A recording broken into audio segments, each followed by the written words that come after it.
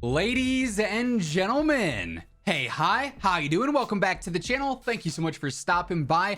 Yesterday afternoon, we ended up seeing a brand new update go live in Modern Warfare 2, Warzone 2, and DMZ that includes some surprise patch notes, actually a decent amount of patch notes, including some changes that honestly just further my opinion that Warzone 2 is trolling. If you caught that video the other day, you're gonna be probably laughing by the time you see some of these patch notes. We also have a new update from Infinity Ward in regards to a major problem with sort of pay to win and pay to access things that should be free. We'll get to that in the video in a bit here, but let's start first with our general patch notes for Monday, May 1st. So in general, they added tracer previews to bundles. This has been a thing for a bit, I'm pretty sure, at least according to some of the tweets that I saw from the people that usually cover the bundles and whatnot. But hey, if you're trying to see what the tracers look like on a certain weapon that's got them equipped, you can now preview that in the bundle itself. Now for bug fixes, we've got several different things going on here. They fixed an issue where the reactive weapon menu text would appear on weapons that are not reactive, so just a simple menu update there.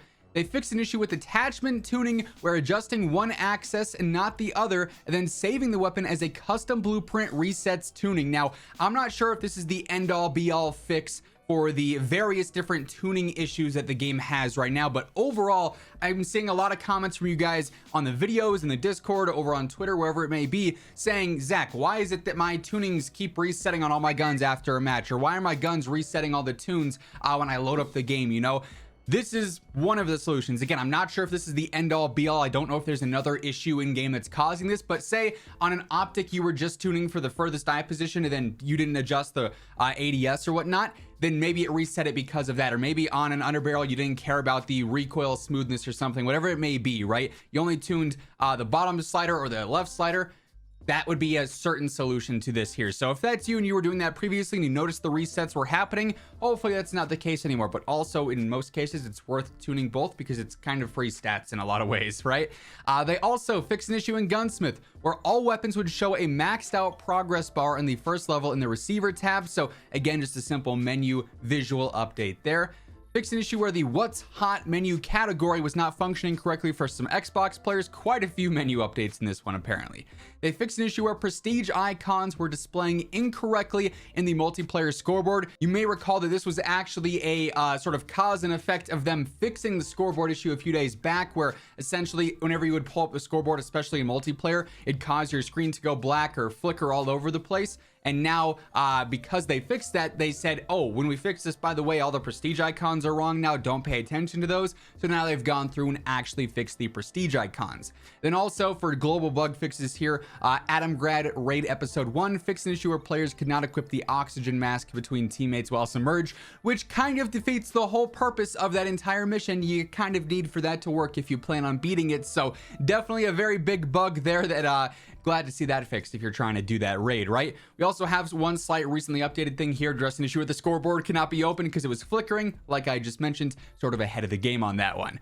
For Warzone 2 for bug fixes, oh man, Infinity Ward, you make me laugh. At least I can say that. Address the number of known crashes in plunder. That's a solid one. And obviously, anytime we're fixing any crashes, that's good news. Again, though, they don't address these specifics here. We don't know if it's a crash because you picked up a weapon bag in a certain place, or we don't know if it's a crash because you are trying to interact with a certain contract here that's known for crashing. They just say general crashes. So if you're someone who was actively playing plunder and running into crashes constantly, you now have to go back into the game and test for yourself to see if one of your crashes was fixed, right? So I still wish they weren't so ambiguous on their address known crashes patch note. But then there is this one.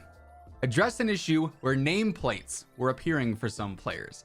Now you might recall that a couple of days back I made a video titled Warzone 2 is trolling us, in which we went into Plunder and showcased that for whatever reason, player nameplates appear just in Plunder, not in Battle Royale, not in DMZ, not in Modern Warfare 2 multiplayer, just Plunder. It was a feature back in Warzone 1. No one really complained that enemy nameplates were there. This year for MW2, Infinity Ward straight up said, we think it gives off players' positions too much. We don't like how visible it makes players, so we're not doing enemy nameplates. We'll put a little red dot over them that sometimes appears and sometimes doesn't.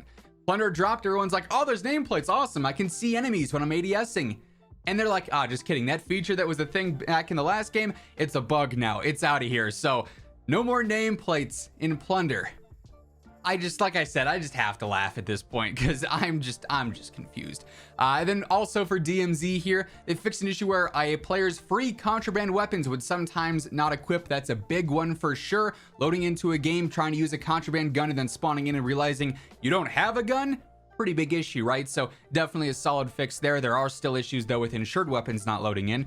Then finally, they fixed an issue with the revive pistol persisting between some matches as a field upgrade despite a player failing to exfil. So basically you could just end up cheesing the revive pistol if you got lucky, and it'd stay on your character even if you got taken out, which is rough. And that's the end of the Monday, May 1st patch notes, but definitely some interesting changes here, especially in regards to plunder. But like I said, Infinity Ward yesterday also touched on a major issue going on in game that had a lot of players very upset. As we get into that here, quick reminder, if you guys are new to the channel, every single day I got you covered with everything going on in COD, whether it is news, updates, loadouts, tips, you name it, it's all right here. So feel free to hit that sub button and turn on those post notifications. Also, if you guys enjoy the video, let me know by dropping a like on it as well, would be seriously appreciated. So this is a new tweet from Infinity Ward as of yesterday afternoon. And for some context here, earlier this week, it was discovered that a lot of players were having problems accessing Building 21 in DMZ. They were getting met with a, "You are missing a DLC pack, please download Modern Warfare 2 to access." And this was a thing that was on the Trello board for a bit there, but there wasn't much specifics into what that issue was. It just said, hey, we're aware that it says there's some missing DLC packs, it's whatever. Well, it turns out that according to the Activision support responses of players saying, hey, why can't I access Building 21? They said, oh, you gotta go and buy Modern Warfare 2 to access Building 21. So then this whole thing popped up on social media saying, you know, Infinity Ward changes Building 21 to be paid to play. You can no longer access it for free. You have to own Modern Warfare 2 multiplayer for it, which obviously would be very dumb and very cheesy because it's a free to play mode, right? But Infinity Ward has clarified, which is great news.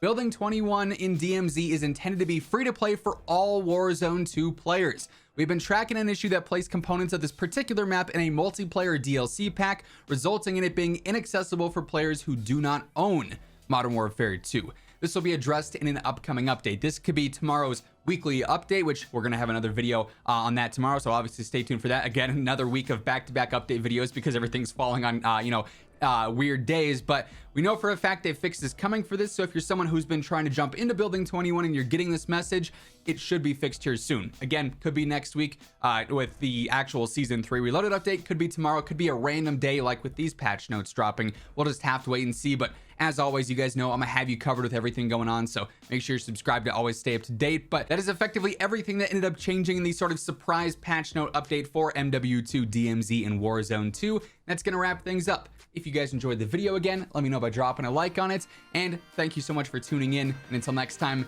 take it easy, have an awesome rest of your day, and I will catch you guys later. Peace out.